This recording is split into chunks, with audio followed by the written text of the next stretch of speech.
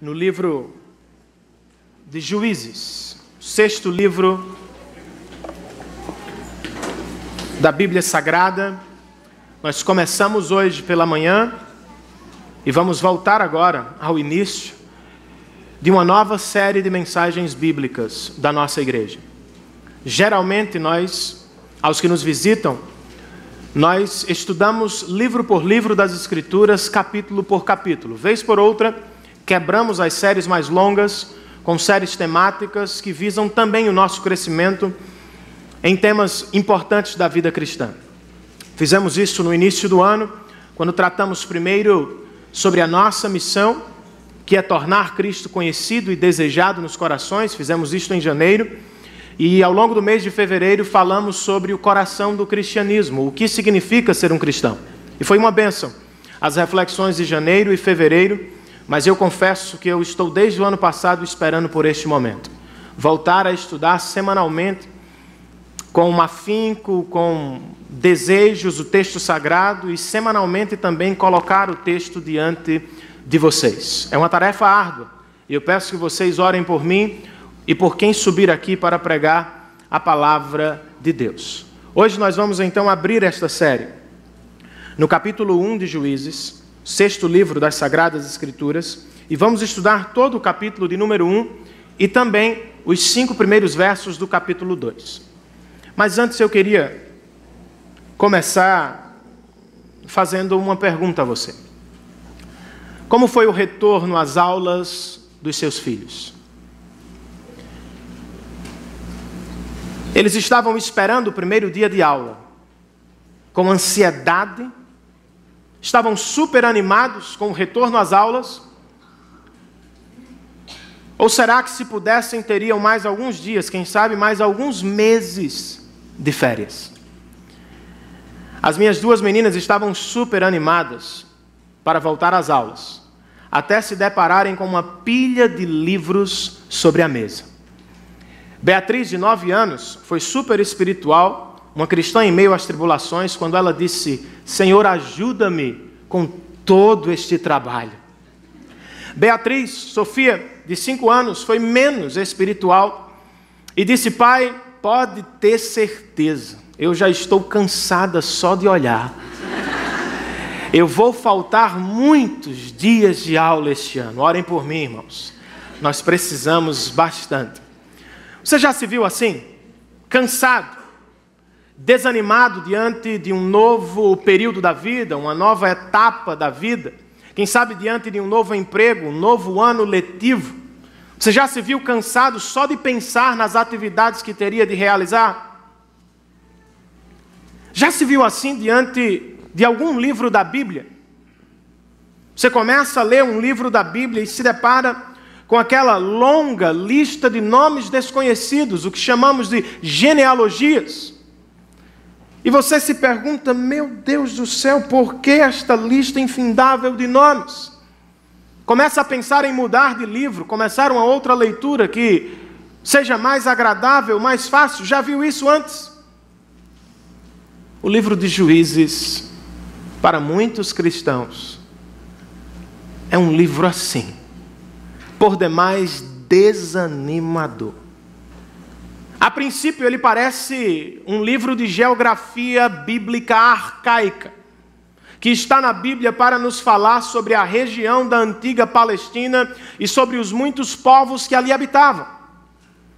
Quando você segue a leitura do livro, o negócio pode ficar ainda pior, porque você vai se deparar com uma longa lista de batalhas sangrentas e com uma série de derrotas do povo de Israel. Você se pergunta: por que estudar a geografia bíblica arcaica? Qual é a mensagem desta geografia? Ou você pode se perguntar: por que estudar um livro que trata de fracassos, de derrotas? O que posso aprender? Qual é a grande mensagem do livro, se só me fala sobre os fracassos e pecados do povo de Israel? E é aqui, queridos, que a coisa muda. É numa série de exposição bíblica que as coisas começam a ficar mais claras. Começamos a perceber o que não percebíamos. Começamos a ouvir e entender o que não compreendíamos antes. Sim, o livro de Juízes traz alguma geografia arcaica, mas não. O livro de Juízes não é um tratado de geografia. Sim, o livro de Juízes traz uma lista de batalhas sangrentas, mas não. O livro de Juízes não está aqui para nos dar estratégias para batalhas. Como todos os outros livros da Bíblia, Juízes trata primeiro e principalmente de Deus. O livro está aqui para nos apresentar o caráter maravilhoso do nosso Deus. O povo de Deus falha. Os líderes de Deus falham, como vamos ver. Porém, Deus jamais falha no cuidado do seu povo. O povo de Deus, por vezes, perde. Os líderes de Deus, por vezes, caem. Deus, porém, jamais perde. E jamais cai de onde está. O povo de Deus desiste. O povo de Deus o abandona. O povo de Deus retrocede. Deus, porém, jamais desiste de amar o seu povo. Esta é a grande mensagem de Juízes. E para começar, o autor sagrado nos apresenta o que o pastor presbiteriano Timothy Keller chamou de o discipulado incompleto do povo de Deus. Os israelitas conquistam a terra prometida, mas não plenamente. Eles obedecem a Deus, mas não de todo o coração. Somos diferentes ou somos iguais a eles? Obedecemos e desobedecemos. Somos fiéis e ora infiéis. Estamos mais ou menos firmes no Senhor. Confiamos e por vezes desconfiamos dele. Por quê? Porque todos nós somos discípulos incompletos. Somos casas em construção. Somos uma igreja que vive em constante reforma na presença de Deus. O que acontece quando vivemos um discipulado incompleto? E o que Deus está para fazer nas nossas vidas através deste livro? Vamos à leitura do texto? Para a alegria de alguns e tristeza de outros, eu vou ler apenas o primeiro verso do capítulo. Eu sei que alguns estavam ávidos por ler os 36 do primeiro capítulo e depois os 5 do segundo capítulo. Mas eu quero que vocês façam a leitura em casa. As sessões de Juízes são mais longas. Então, se prepare para a próxima mensagem lendo o capítulo 2 de Juízes e um pouco do capítulo 3, certo?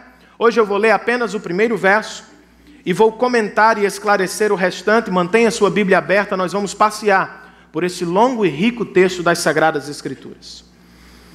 Juízes 1:1 nos fala assim: depois da morte de Josué, os israelitas perguntaram ao Senhor: quem de nós será o primeiro a atacar os cananeus? Senhor, nós queremos te render graças por todas as coisas, todas as boas dádivas, e por este grande privilégio que temos agora, de ter um espaço para cultuar o teu santo nome, de ter a Bíblia traduzida para o português, e de ter uma igreja comprometida com a exposição da tua verdade. Todos aqui somos discípulos incompletos, ora mais, ora menos piedosos, ora mais, ora menos espirituais. Portanto, todos precisamos ouvir esta mensagem. Abra os nossos ouvidos, prepara o nosso coração e fala poderosamente às nossas almas. É assim que nós te pedimos, Senhor, em nome e por amor de Jesus Cristo. Amém. Antes de adentrar a mensagem principal do nosso texto, precisamos tratar de questões preliminares. Por exemplo, quem escreveu o livro de Juízes? A posição tradicional, os judeus e os cristãos acreditam que Samuel é o autor do livro de Juízes. Samuel, aquele mesmo que ungiu Davi, rei de Israel. E isto fica mais claro, ou faz mais sentido, quando observamos o quando, ou a data do livro. Quando a história de Juízes se passou. Em que período histórico este livro bíblico se encaixa? O autor sagrado nos deixou marcadores no início e no fim do livro, para nos ajudar com a data, com o quando do livro. Ele começa o texto olhando para trás, e ele termina o texto olhando para frente. O verso 1 nos diz que o livro se passa depois de Josué.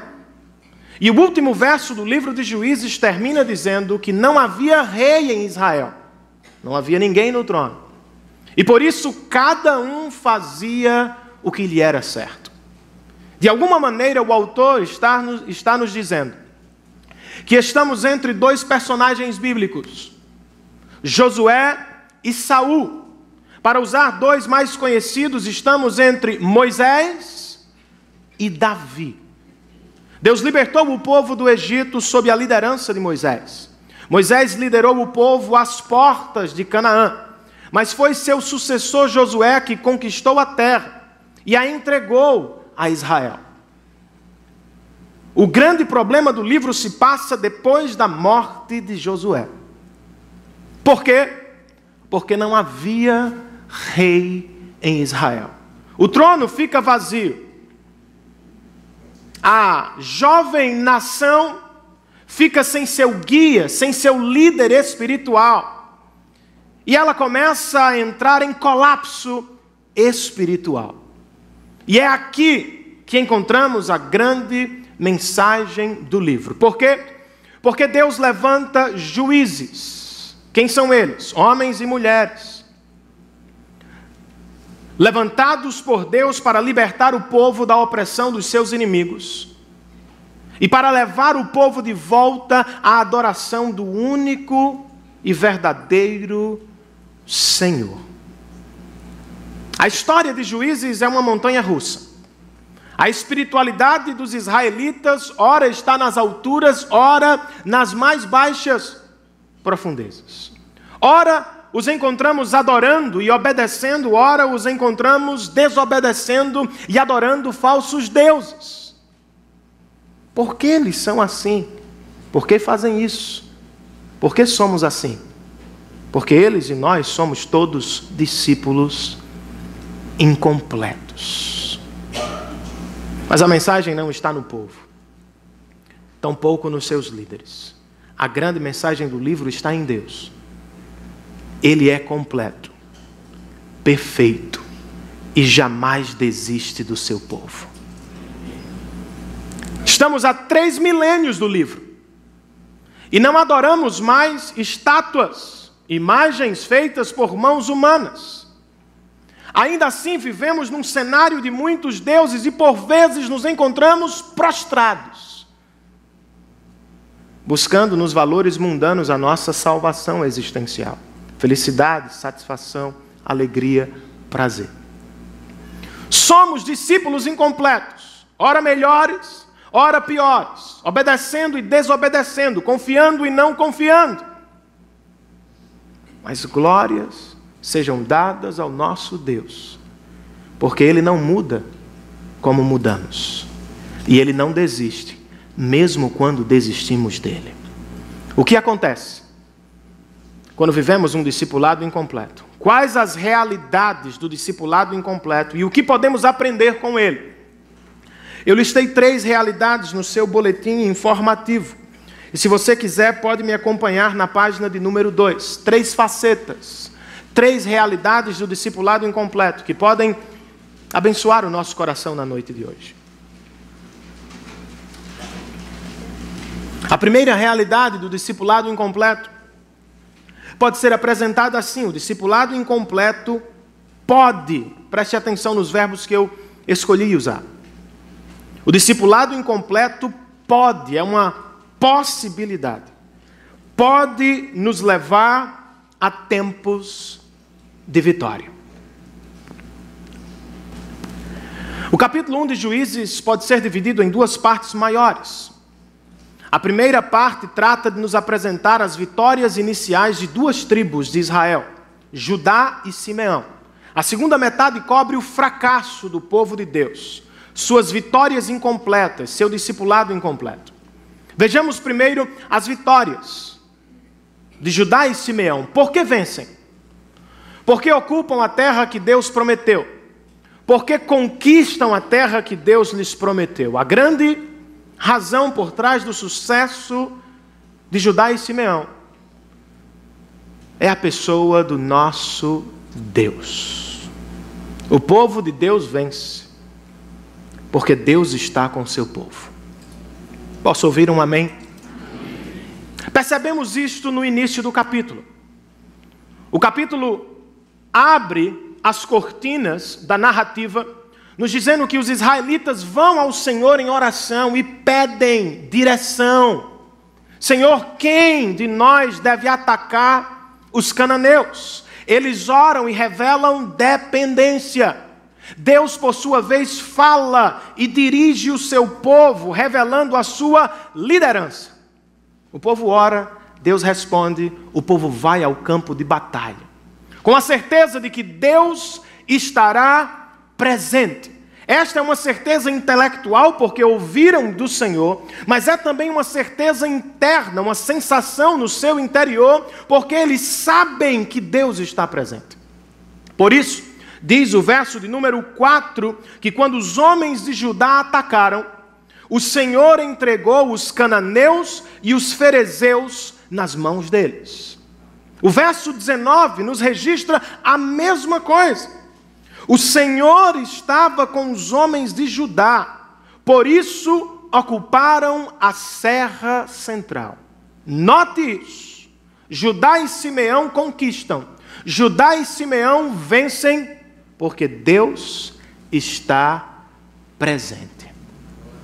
Quando, como e o que acontece quando Deus está presente no meio do seu povo? Voltando ao primeiro verso do livro, nós encontramos uma marcação. O autor está nos dizendo, sim, com a morte de Moisés ou de Josué, que o livro se passa depois de Josué. Mas ele também está nos dizendo que depois de Josué a nação entrou em declínio espiritual. A nação ficou sem líder, sem um rei no trono. E todos estão meio que perdidos, sem saber para onde vão e também sem saber o que fazer. Mas o verso 1 está aqui também para nos apresentar o nosso Deus. Os servos de Deus vêm e vão. Eles nascem e morrem. Até os melhores servos de Deus. Deus, porém, jamais morre e está sempre presente com o seu povo. O povo está em crise. A recém-formada nação de Israel está em crise espiritual porque não tem rei humano. Deus está no meio do seu povo e vai cuidar dele para a glória do seu nome. Como é que a presença de Deus se manifesta no meio do povo? Sim, internamente. Cada um tem a sensação da presença de Deus. E por isso todos vão ao campo de batalha, mas também, e talvez nós não vejamos isso facilmente no texto, também na união das tribos de Israel. Judá e Simeão vão à batalha juntos. Alguns comentaristas vão ver nisso uma falta de fé de Judá. Porque Judá, como a maior tribo e mais forte tribo de Israel, deveria dar o exemplo de fé. Outros, porém, olham para isso e dizem, não. Vejam a graça de Deus. O padrão de Juízes. Toda vez que os israelitas se dividem e lutam sozinhos, eles perdem. Toda vez que se unem para lutar juntos, eles vencem. Porque a presença de Deus se manifesta no meio do seu povo. E o que é que acontece, irmãos? Quando a presença de Deus se manifesta no meio do seu povo, vitórias. Judá e Simeão conquistam primeiro a região de Bezeque. Depois conquistam a cidade de Jerusalém. Mais à frente conquistam a cidade de Debi. E por fim, no verso 18, conquistam Gaza, Ascalon e Ecrom. Porque Deus está com o seu povo. Ele vence.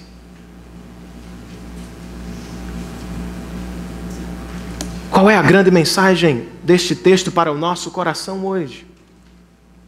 Pelo menos da primeira metade do capítulo 1 de Juízes. Eu acredito que a grande aplicação trata de encorajamento. Vivemos em meio às batalhas, muitas delas de natureza espiritual. Acredito que para o cristão todas elas são de natureza espiritual. Seja uma doença, seja uma provação, seja uma tribulação, seja o que for, há uma luta espiritual. E como é que nós vivemos as lutas espirituais dos nossos dias, em meio às adversidades da vida? Eu acredito que este texto está aqui inicialmente para encorajar o nosso coração. Nós podemos ser encorajados, queridos, quando meditamos no caráter inabalável do nosso Deus. Lembre-se disso. O nosso Deus não muda e Ele está sempre presente com o seu povo. Um comentarista presbiteriano levanta a pergunta: você já notou que muitos livros da Bíblia começam com a morte dos servos de Deus? Por exemplo, Êxodo começa com a morte de José. Josué começa com a morte de Moisés. Juízes começa com a morte de Josué. O primeiro livro dos reis começa com a morte de Davi. Os homens de Deus vêm e vão, eles nascem e morrem, eles passam. Qual é a grande lição? O reino de Deus jamais entra em colapso. Porque o reino de Deus depende de Deus. Qual é a implicação prática, queridos? Podemos e devemos admirar homens e mulheres de Deus. Podemos e devemos valorizar os homens e mulheres de Deus, mas não podemos fazer deles os nossos deuses. A nossa salvação vem do Senhor. A manutenção da mesma vem do Senhor. Homens de Deus vêm e vão, mas Deus permanece o mesmo. Antes de voltar ao Pai, Jesus reuniu os discípulos e lhes deu a grande missão de evangelizar o mundo, batalha espiritual. Vão por toda a terra e façam discípulos de todas as nações. Isto é batalha espiritual. Vocês vão sofrer, vocês vão perder a cabeça, vocês vão ficar pobres, as famílias vão ser divididas, a igreja será perseguida, sim, eu sei, mas não se esqueçam de um fato. Eu estarei presente com vocês até o fim dos tempos. Qual é a sua luta, meu irmão?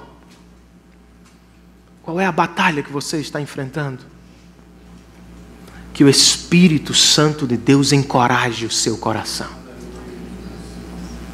Você não está sozinho. Deus está com você.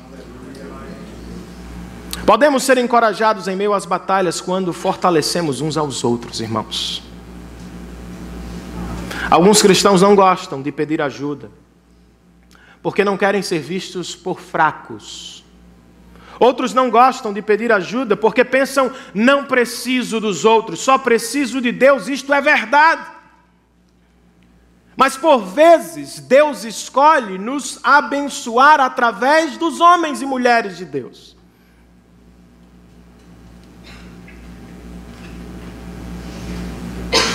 Talvez você esteja passando alguma fase difícil na vida. Sabe o que Deus quer que você faça?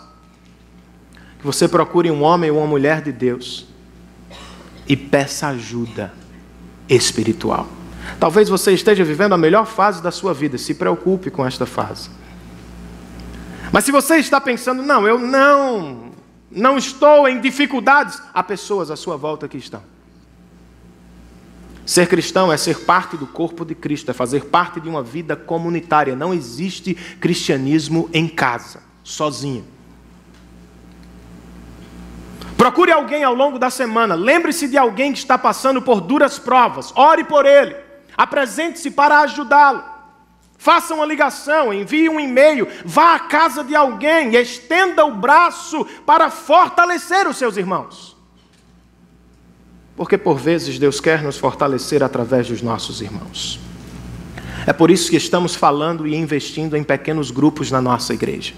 Nada vai substituir o nosso culto congregacional, nada. Mas o pequeno grupo existe para facilitar outras atividades espirituais que não podemos viver aqui. Por quê? Porque este momento é congregacional, sim, mas nós todos estamos reunidos para ter comunhão com o santo Deus que está entre nós. Não temos tempo para parar e orar uns pelos outros agora, mas temos um outro espaço para isso. Pequenos grupos, se envolva com os pequenos grupos a fim de ajudar e receber a ajuda dos seus irmãos. Posso ouvir um amém? Amém. E nós podemos ser encorajados ainda, queridos, quando nos lembramos das histórias que temos com Deus. Estou pensando em testemunhos. Talvez as histórias do primeiro capítulo de Juízes não encham o seu coração. Talvez você não esteja aqui saltando, entusiasmado com as histórias do primeiro capítulo, com vitórias, batalhas, mas elas estão aqui com um propósito claro, de lembrar o nosso coração. Deus está com o seu povo, e quando Ele está presente, o seu povo vence. Os israelitas têm histórias com Deus, mas eles não são os únicos. Eu e você também temos histórias com Deus. Sim ou não? Então por que não as acessamos mais vezes? Por que nos esquecemos tão rápido? Por que não temos um diário para anotar as bênçãos do Senhor? Por que quando estamos diante de um novo desafio, tudo o que vemos é o desafio? Não apague o seu passado. Não se esqueça dos tempos passados. Eles existem por um bom propósito. Lembrar você do caráter e do poder do seu Deus. Se Ele fez ontem, certamente Ele pode fazer hoje para a glória do seu nome. Primeira faceta, então, do discipulado incompleto é que ele pode nos levar a tempos de vitória. Segunda faceta ou realidade do discipulado incompleto é a seguinte: o discipulado incompleto vai. Certamente vai. Se o discipulado incompleto pode nos dar tempos de vitória, é certo que o discipulado incompleto, o cristianismo pela metade, vai nos levar a tempos de derrota. Ajuda o teu filho, Jesus.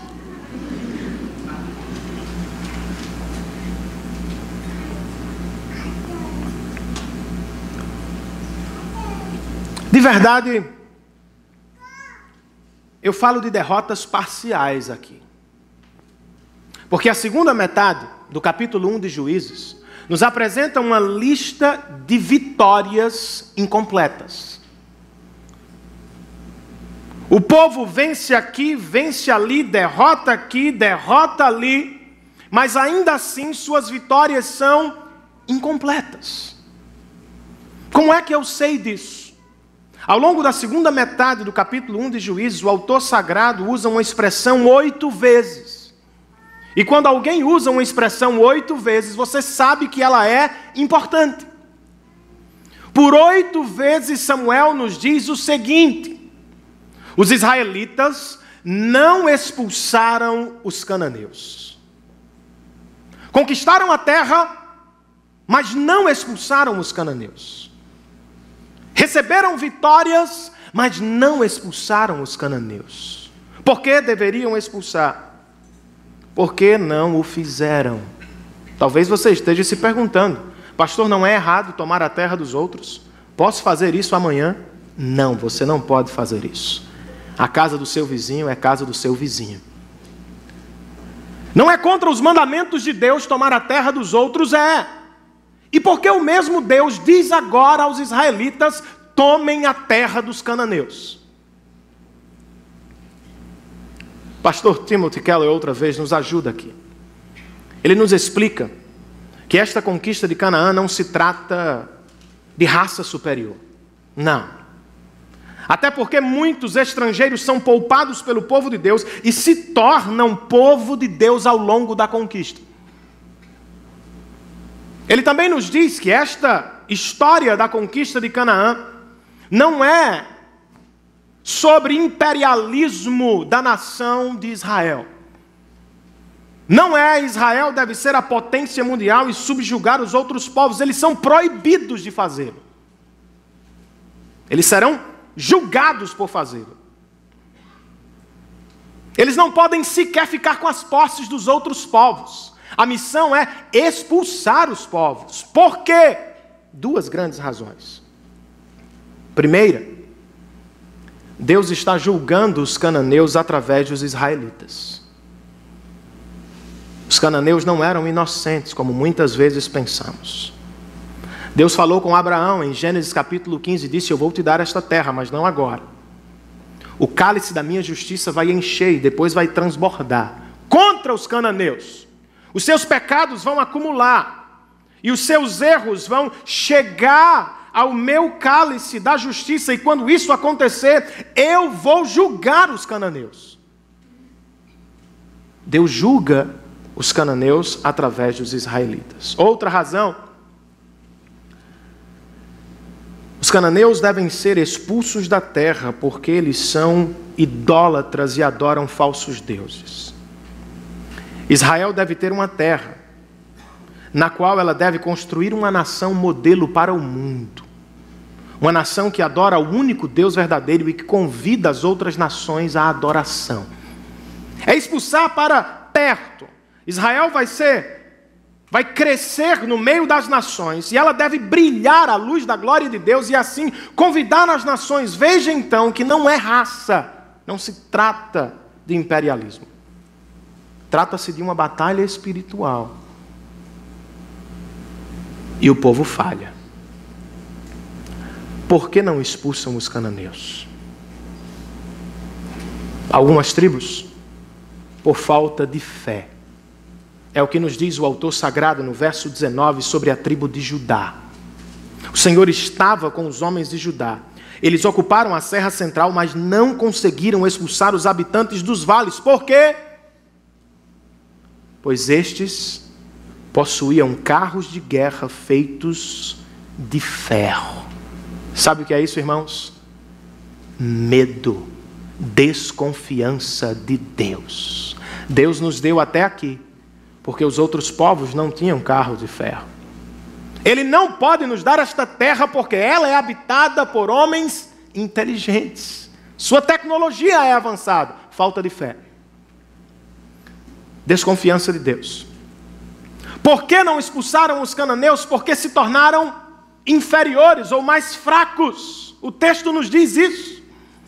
Manassés e Dan, duas outras tribos, lutaram contra os cananeus, mas estes resistiram os israelitas, porque estavam decididos a permanecer na terra, e o povo parou de lutar. E a terceira e pior razão: muitas tribos de Israel não expulsaram os cananeus por conveniência. Por querer expulsar o povo que pode nos dar lucro. São mais fortes os israelitas e resolvem fazer dos cananeus escravos. Deus não disse que deveria ser assim. As vitórias se revelam em derrotas, porque o povo não obedeceu o Senhor. A tolerância se transformou ou vai se transformar em apostasia. E o povo de Israel vai caminhar durante todo este período num campo minado de deuses que serão uma forte tentação para os seus corações. O que nós aprendemos com os tempos de derrota que o Senhor nos permite ou de vitórias incompletas? Grave isso no seu coração. Uma grande lição deste texto.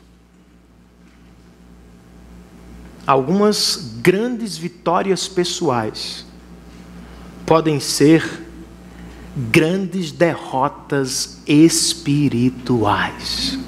Está me ouvindo, meu irmão?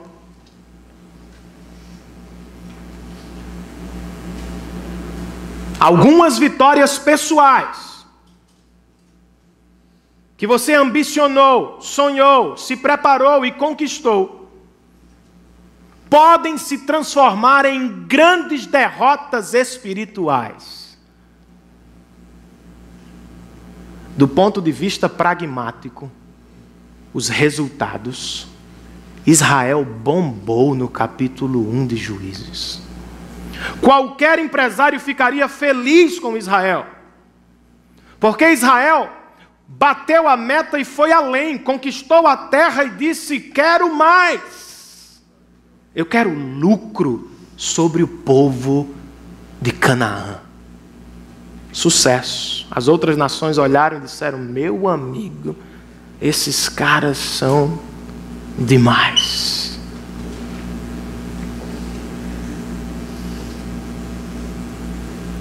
O mesmo sucesso pragmático é visto por Deus como fracasso espiritual.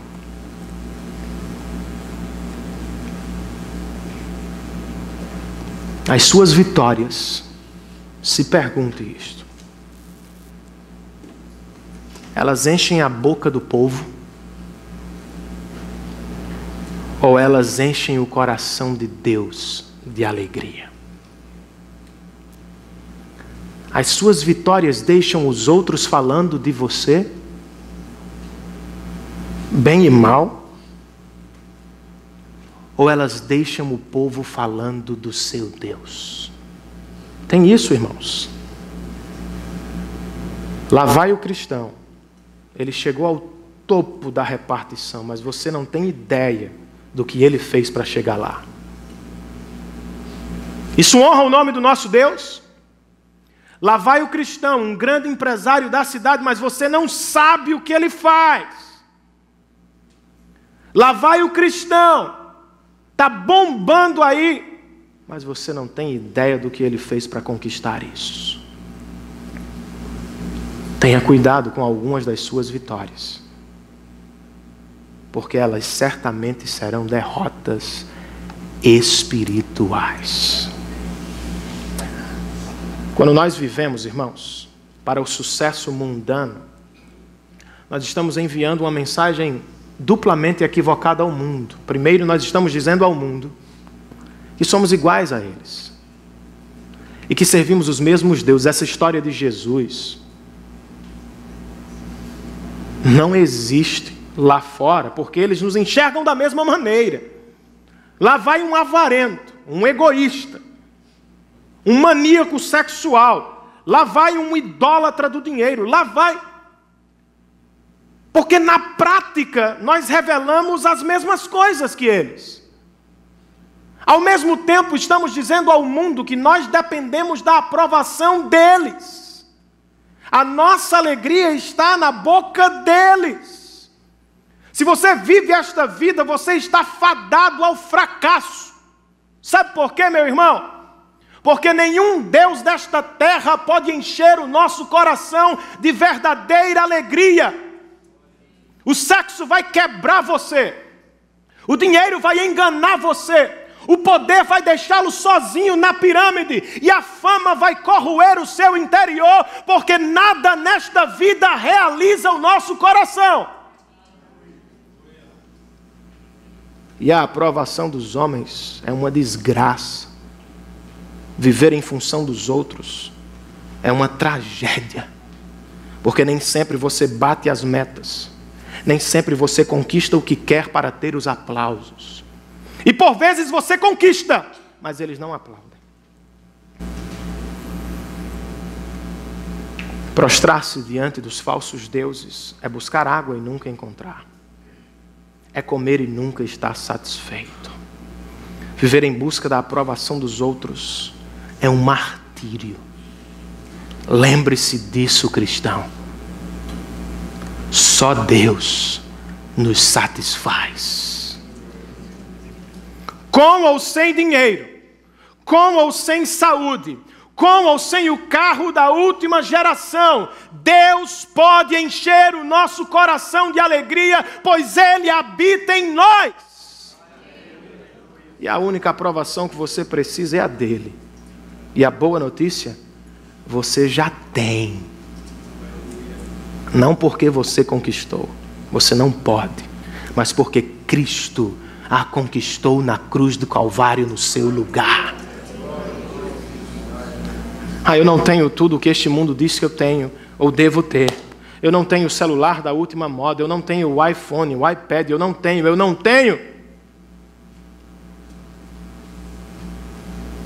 Conversei com uma senhora outro dia, e minha filha Beatriz nasceu nos Estados Unidos, e quando ela ficou sabendo, ela disse: a melhor coisa do mundo, Renan. Ela é uma cidadã americana. Eu disse: querida, isso não é nem de longe a melhor coisa do mundo.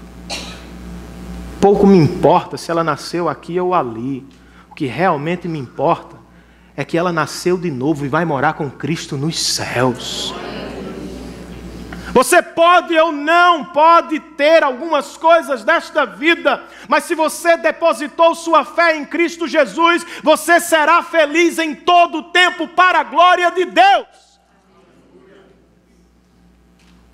Mesmo quando eu não sou aprovado pelos homens, mesmo quando eu fracasso diante dos homens, e nós fracassamos muitas vezes.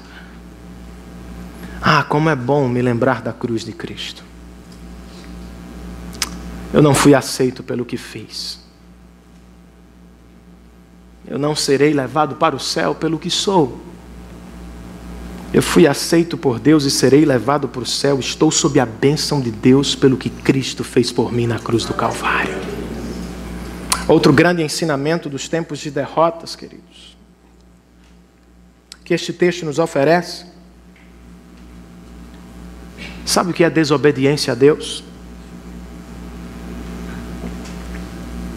É incredulidade. E incredulidade é a raiz de todos os pecados que eu e você cometemos. Porque o povo não vai à luta contra os que têm carros de ferro? Porque ficaram incrédulos. Porque não expulsam os cananeus? Porque fazem deles uma fonte de renda permanente? Porque se tornaram incrédulos, não acreditam que Deus pode ser a sua provisão. Porque não obedecemos à palavra de Deus em todo o tempo? Porque desconfiamos de Deus. Porque somos tão apegados a este mundo e ao seu conforto? Porque desconfiamos de Deus. Porque não somos fiéis na nossa contribuição, tampouco generosos na contribuição, porque não cremos que Deus pode nos dar o que precisamos. Falando sobre o assunto, Jesus disse no Sermão do Monte que quando vivemos assim, estamos dizendo ao mundo que somos iguais. Não temos um Pai Celestial, é da boca para fora. Porque se temos um Pai Celestial, diz Jesus em Mateus 6, viveremos em primeiro lugar para o reino de Deus e a sua justiça. Sabe qual é o resultado de uma vida assim? Cuidado de Deus. Quando investimos a nossa vida em Deus e nas coisas do Senhor, Ele cuida de cada uma das nossas necessidades. Cristão, obedeça a palavra de Deus. Creia que Ele é quem Ele diz ser e que Ele vai fazer por você o que Ele prometeu. Amém, queridos? Amém. Por fim, uma terceira realidade do discipulado incompleto. 5 primeiros versos do capítulo 2, o discipulado incompleto deve nos levar a tempos de arrependimento. Ele pode nos dar tempos de vitória, pela graça de Deus. Ele vai nos levar a tempos de derrota espiritual. Mas Ele deve, esteja você no tempo de vitória ou no tempo de derrota, o discipulado incompleto, todos nós estamos nesta categoria, deve nos levar a tempos de arrependimento. Sim, as vitórias dos israelitas são incompletas, mas ainda assim são vitórias. Do ponto de vista dos homens, eles arrebentaram. Há algumas décadas eram escravos no Egito. Agora eles possuem escravos. Sabe o que é isso? É sair da miséria para o palácio. E eles se encantam com isso. Eles brincam de ser ricos. Eles se prostram diante do bem-estar e do conforto. Estão vivendo, na perspectiva dos homens, um tempo de ouro, de glória. E de repente, como diz um comentarista bíblico, Deus aparece à meia-noite e os assusta. Eles estão descansando e desfrutando da terra. Deus aparece no anjo do Senhor e assusta os seus corações. Quem é o anjo do Senhor? E por que o autor sagrado diz que ele subiu de Gilgal e foi a Boquim? Ele mora em Gilgal? Não. O anjo do Senhor é o que nós chamamos de teofania, uma manifestação de Deus ou de um ser angelical entre os homens, manifestação material. Por que ele vem de Gilgal e vai a Boquim? Porque foi em Gilgal que Deus fez uma aliança com estes israelitas aqui. Seus pais morreram fora da terra de Canaã. Mas Deus, sob a liderança de Josué, reuniu o povo em Gilgal e fez com ele uma aliança. E este movimento Gilgal-Boquim é uma ilustração do que eles esqueceram. O que foi que eles esqueceram? Diz o texto, verso 1 do capítulo 2. Eu tirei vocês do Egito e os trouxe para a terra que prometi com juramento dar a seus antepassados. Eu sou este Deus. Eu disse, jamais quebrarei a minha aliança com vocês. Vocês se esqueceram de mim. Vocês se esqueceram do que fiz. Vocês se esqueceram da aliança que eu fiz com vocês. Porque não cumpriram a parte de vocês. Qual era a parte de vocês? Vocês não farão aliança com o povo desta terra.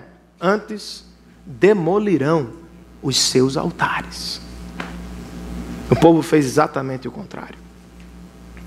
Se esqueceu de Deus e do que Ele fez. Se esqueceu de sua aliança. E fez aliança com outros deuses. Prostituição espiritual. Vamos ver mais em detalhes na próxima semana. E por favor, não deixe de vir. Próximo texto vai falar ao coração dos pais o dano que podemos causar aos nossos filhos quando não levamos Deus a sério. Por enquanto, o povo desobedece, abandona a Deus e vai servir outros deuses. Resultado, Deus diz ao povo, eu não vou expulsar os cananeus, porque vocês não os expulsaram. Eles vão viver entre vocês e serão permanentemente uma armadilha. Uma tentação constante. Vocês vão se desviar, vocês vão sofrer por não terem me obedecido. Você já tentou corrigir alguém que está arrebentando a boca do balão? Conversar com um cara que está arrebentando, ele não quer ouvir, quer? Quem é esse cara? Quem é esse menino para me falar alguma coisa? O povo estava arrebentando. Mas quando ouve a voz do Senhor, o povo se arrepende. E os sinais do arrependimento são visíveis. Os israelitas choram diante de Deus. E depois, sabe o que eles fazem? Eles sacrificam ao Senhor. Isso é adoração. Eles são discípulos incompletos, mas ainda assim são discípulos. Eles são falhos, mas são povo de Deus. Eles são discípulos pela metade, mas eles querem estar aos pés do Senhor. Quando ouvem a voz de Deus, eles se prostram em arrependimento e eles pedem perdão. O texto está aqui para nos ensinar sobre o arrependimento. Algumas coisas sobre o arrependimento. A primeira delas: nós devemos nos arrepender dos nossos pecados e não apenas lamentar por eles, irmãos. Os israelitas dizem no capítulo 1, não conseguimos vencer os cananeus. Deus diz no capítulo 2, vocês não querem vencer os cananeus, vocês pecaram contra mim. Por vezes fazemos o mesmo. Diante de alguns pecados que nos perseguem, algumas tentações que estão sempre à nossa volta, nós não lutamos mais contra o pecado, nós não lutamos mais contra as tentações, porque internamente nós dizemos, não conseguimos, é mentira. Deus está conosco. Como não podemos conseguir se o Senhor da glória está conosco? Nos acostumamos com o pecado. Em vez de fazer guerra contra ele, nós gostamos de fazer carinho, de mantê-lo por perto.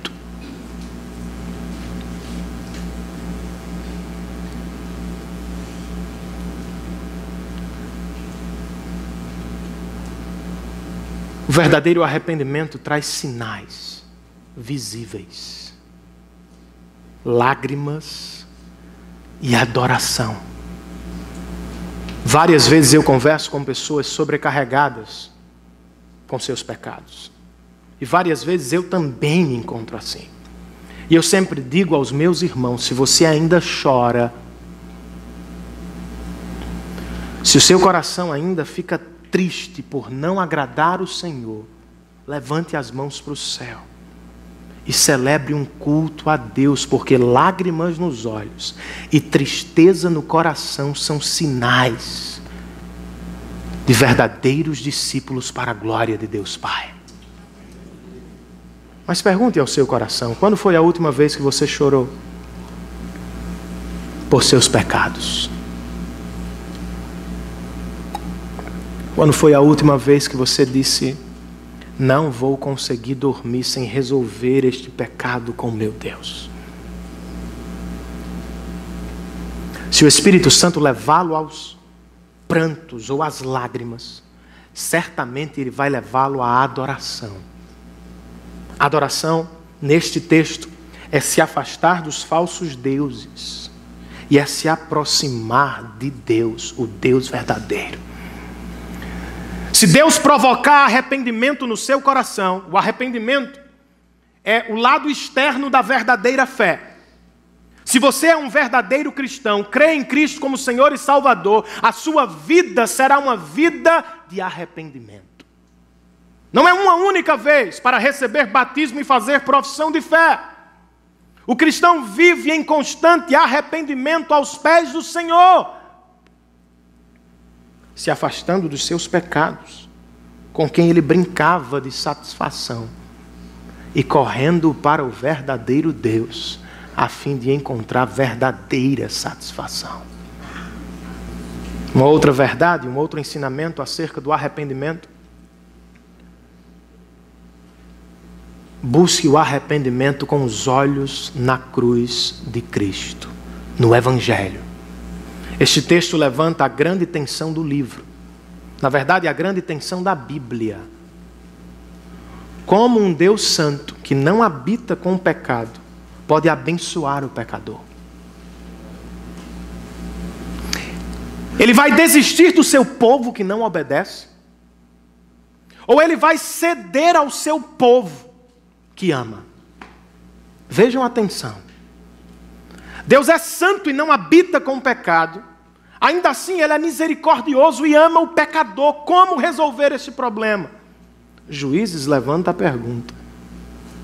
Mas é Cristo que traz as respostas. Na verdade, Cristo é a grande resposta para o dilema da Bíblia.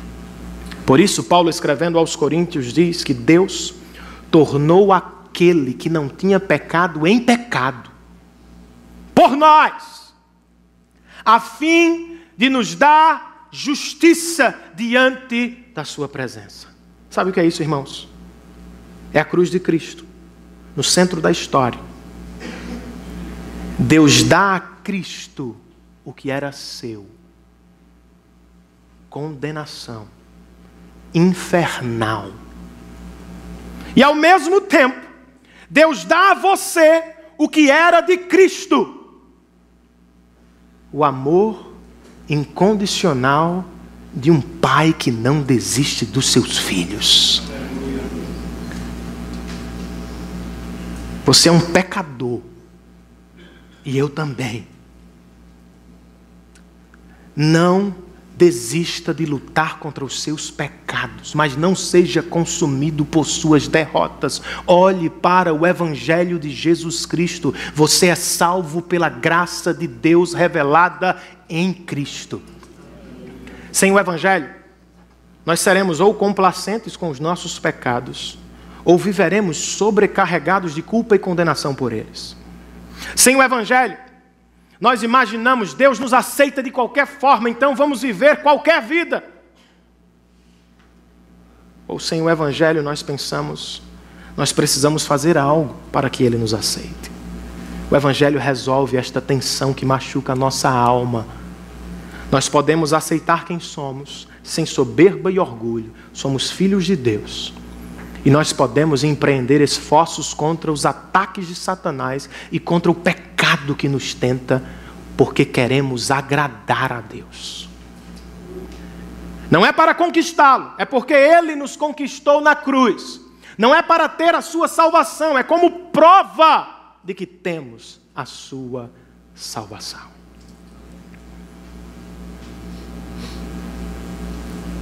O livro de Juízes nos revela homens e mulheres que são discípulos incompletos de Deus.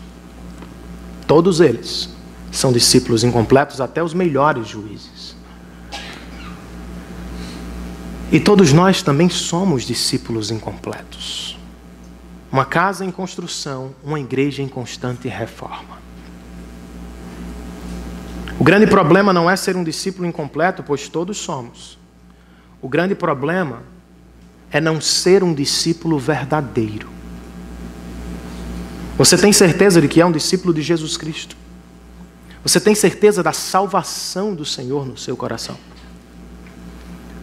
O pastor americano Dwight Lyman Moody recebeu um colega para um chá. E durante a conversa o colega disse: pastor, como é que eu posso ter certeza da minha salvação? Moody abriu a Bíblia e começou a falar sobre provas da salvação. De repente ele percebeu 2 garotos caminhando sobre o muro da sua propriedade. Rapidamente ele desceu com o seu colega, se aproximou dos meninos e disse, primeiro para um deles: filho, você pode pular. Eu vou segurar você. O menino hesitou, desejou, mas não foi. Preferiu pular sozinho, descer sozinho. Ele se voltou para o segundo menino e disse a mesma coisa: filho, você pode pular, eu vou segurar você. Prontamente o menino se jogou. Do garoto ele se voltou para o colega e disse: percebeu a diferença? Eu chamei os 2, só um veio, porque só um deles é de verdade meu filho. Os discípulos de Jesus escutam a sua voz e confiam no seu cuidado. Escutam a sua voz e seguem o seu comando. Não sei se você está em tempos de vitória, tempos de derrota. Eu quero que todos estejamos em tempos de arrependimento. Esteja onde estiver. Escute a voz do seu Salvador e jogue-se nos braços do seu cuidado. Arrependa-se do seu cristianismo medíocre. Arrependa-se de viver longe do Senhor. Se prostre diante dele e entregue a sua vida. Amém, queridos?